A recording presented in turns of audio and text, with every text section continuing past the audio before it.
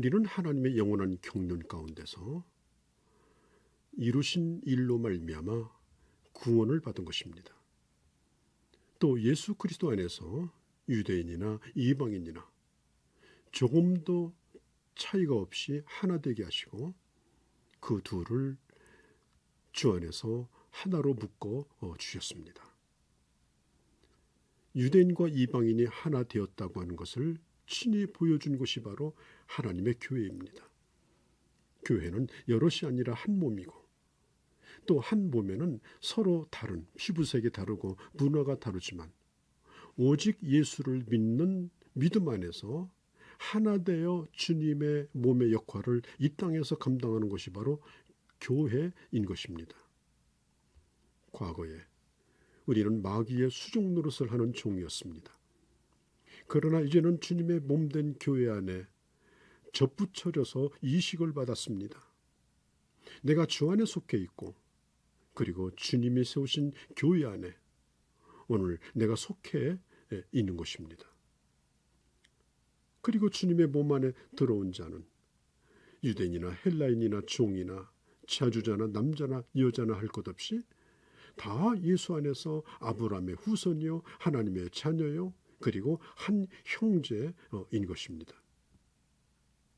우리나라는 많은 연주를 가지고 있습니다. 학연, 지연, 인맥 여러 가지 얽혀진 것으로 서로 분열이 되고 또 유난히도 모르는 사람끼리는 담을 쌓아놓고 갈등을 겪고 있는 것이 우리나라 현실입니다. 심지어 하나님의 교회 안에서도 계층 간, 지방 간 빈부의 차이가 문제로 드러나고 그런 갈등이 있습니다.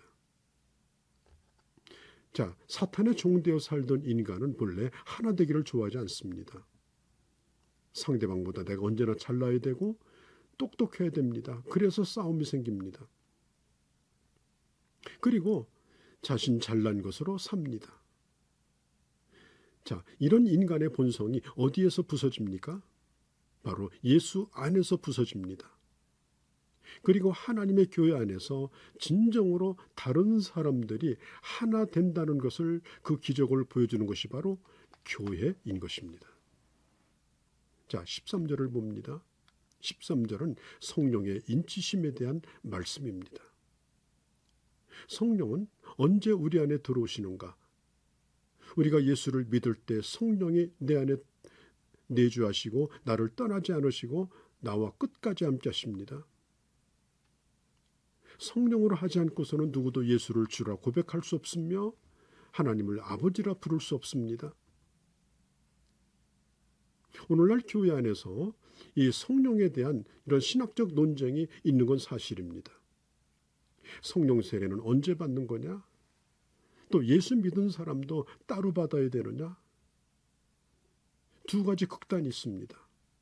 그래서 성령 얘기만 나오면 아무런 말 없이 잠잠하고 쉬쉬하고 의도적으로 피하는 그런 경우가 있습니다. 그런데 어떤 사람은 늘 약장수처럼 성령을 아예 입에 붙이고 다니는 사람도 있습니다. 분명한 것은 예수 믿을 때 우리 안에 들어오시면 그 성령은 떠나지 아니하시고 그리고 성령으로 말미암아 신앙생활을 할 수 있게 되고 기쁨과 감격과 평안함을 누릴 수 있게 된다는 사실입니다. 예수 믿으면 성령이 내게 임한다는 사실은 예수 믿는 것만 가지고는 부족하다. 성령 따로 받아야 된다. 이런 얘기를 할 수 없다는 것입니다. 왜? 예수 믿으면 성령이 내 안에 들어오신 것입니다. 그 성령이 한 10% 정도 들어오다가 성령 따로 받으면 차고 넘치는 것이 결코 아닙니다. 그러니까 어떤 것이 옳으냐 하는 것을 한마디로 설명하고 증명하는 것이 쉽지 않습니다. 양쪽의 논리가 너무나 팽팽해서 서로 수용할 수 없는 어려운 점들을 가지고 있습니다. 이 문제를 해결하기 위해서 먼저 생각할 것은 성령은 인격이라고 하는 것입니다. 여러분, 여호와의 증인들이 성령에 대하여 오해하고 있는 것이 성령을 비인격으로 생각합니다. 이들은 성령은 인격이 없는 전기라든지 무슨 에너지라든지 뭐 잡아다니는 힘이라든지 이런 것으로 생각합니다. 그래서 성령의 인격을 부인하고 하나님으로부터는 능력으로 생각합니다. 이게 바로 이단 사상입니다. 자, 분명히 말씀드립니다. 성령을 인격으로 생각하지 아니하고 내가 필요할 때마다 내게 오는 파워, 그런 힘, 또 끌어다 쓰는 그런 도구, 그렇게 성령을 생각한다면 그것은 이단 사상입니다.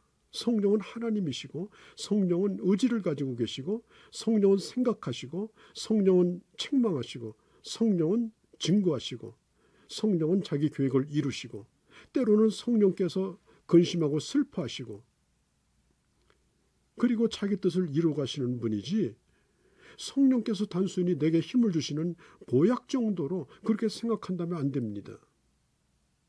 성령은 인격이기 때문에 우리는 그분을 끌어오고 끌어다 쓰는 것이 아닙니다. 그분과 지속적인 교제를 나누는 것입니다.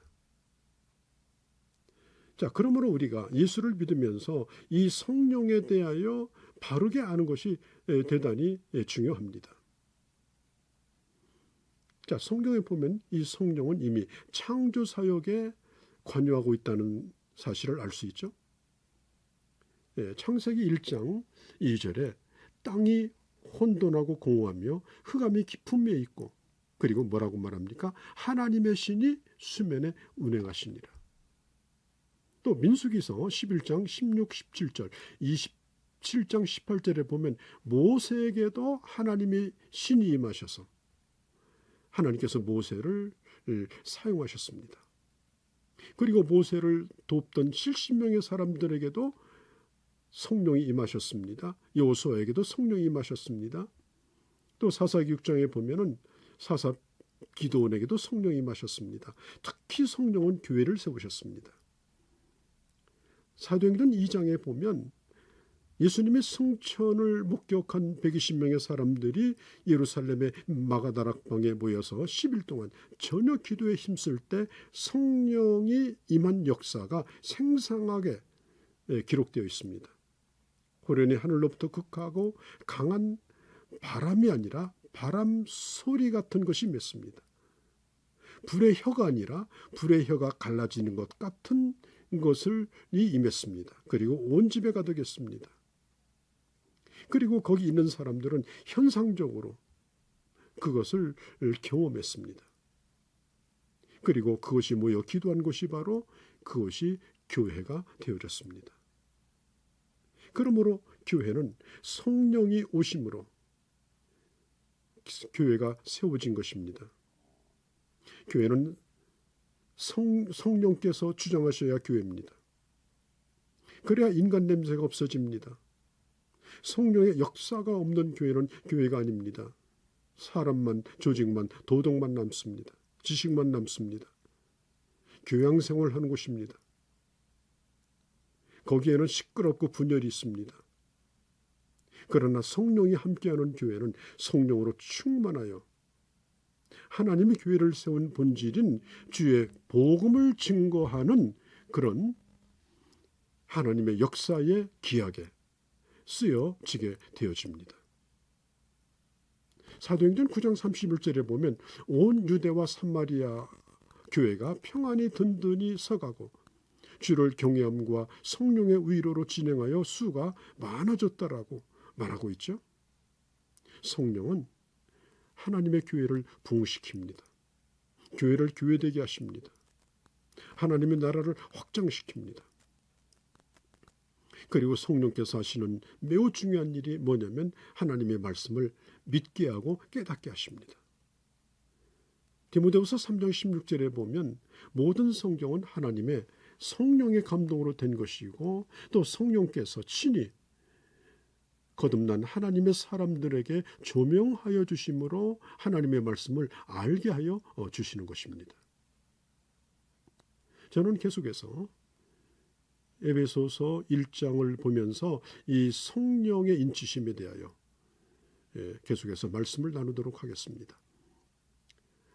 바람이 부는 것은 느낄 수 있어도 바람을 볼 수 없는 것처럼 우리는 성령을 볼 수 없습니다마는 우리 개개인이 거듭난 사람들은 성령이 함께 하시는 성령의 역사를 우리는 느끼고 경험하고 그리고 그 능력으로 교회를 교회되게 하며 하나님 나라 확장에 힘쓸 수 있는 것입니다.